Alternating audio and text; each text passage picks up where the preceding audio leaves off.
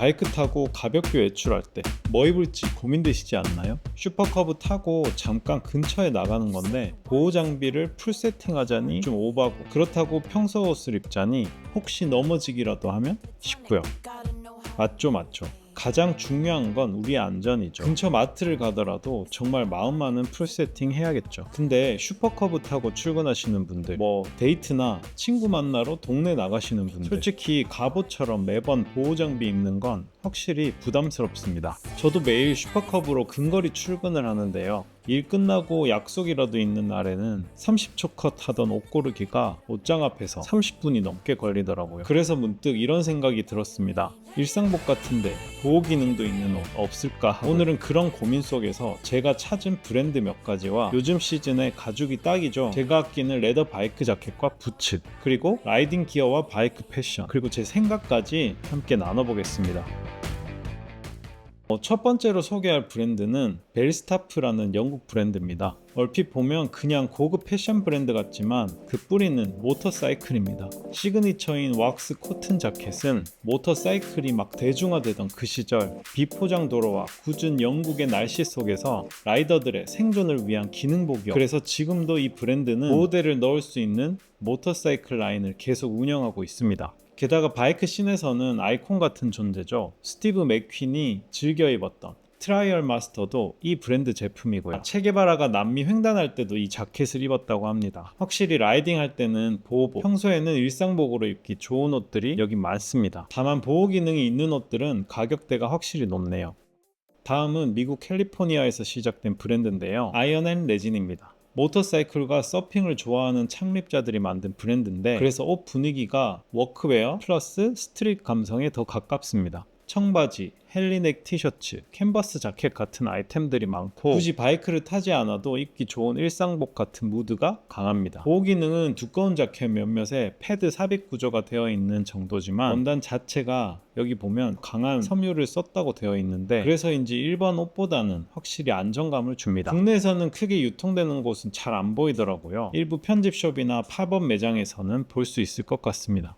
마지막은 많이들 아시는 브랜드죠. 가장 대중적으로 알려진 데우스 엑스 마키나입니다. 사실 이 브랜드는 기능성과는 좀 거리가 있죠. 바이크 컬처뿐만 아니라 서핑과 스케이트보드의 문화까지 담은 라이프스타일 브랜드라고 해야 합니다. 호주에서 시작해서 지금은 전 세계적으로 매장이 있고, 국내에도 홍대, 성수, 삼청 등의 오프라인 매장이 있습니다. 그래서 티셔츠, 모자부터 라이더 자켓까지 폭넓게 전개하죠. 바이크를 좋아하는 사람들 뿐만 아니라 일반인들도 좋아하는 바이크 컬처의 소울이 담긴 패션 브랜드입니다. 너무 영한 느낌이 좀 있긴 하지만 바이크 문화에 대한 감성적인 접근을 원한다면 가장 친숙한 선택이라고 할 수 있겠네요.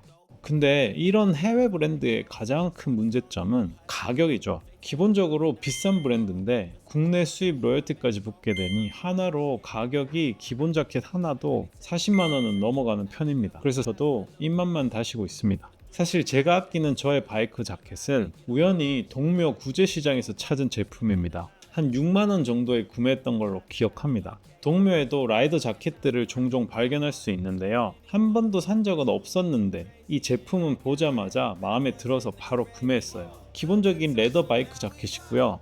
특히 팔꿈치와 어깨에는 이렇게 엠보싱이 들어가 있어서 사고 나면 날 지켜준다 수준은 아니지만 이 심리적인 안도감을 줍니다. 이 택을 보니까 국산인데 찾아보니까 이미 사라진 회사인 것 같습니다. 라벨 분위기가 바이크 전문 브랜드 같진 않지만 디자인이 라이더 자켓의 디자인을 충실히 따르고 있습니다. 그럼 왜 이런 자켓을 라이더 자켓, 바이크 자켓이라고 부르게 된 걸까요? 바이크 초창기에는 지금처럼 풀세팅 보호 장비가 없었겠죠. 넘어지면 그냥 온몸이 갈리는 시대였을 겁니다. 그래서 가장 튼튼한 소재인 가죽으로 자켓을 만들고 라이더들에게 필요한 디테일을 넣었습니다.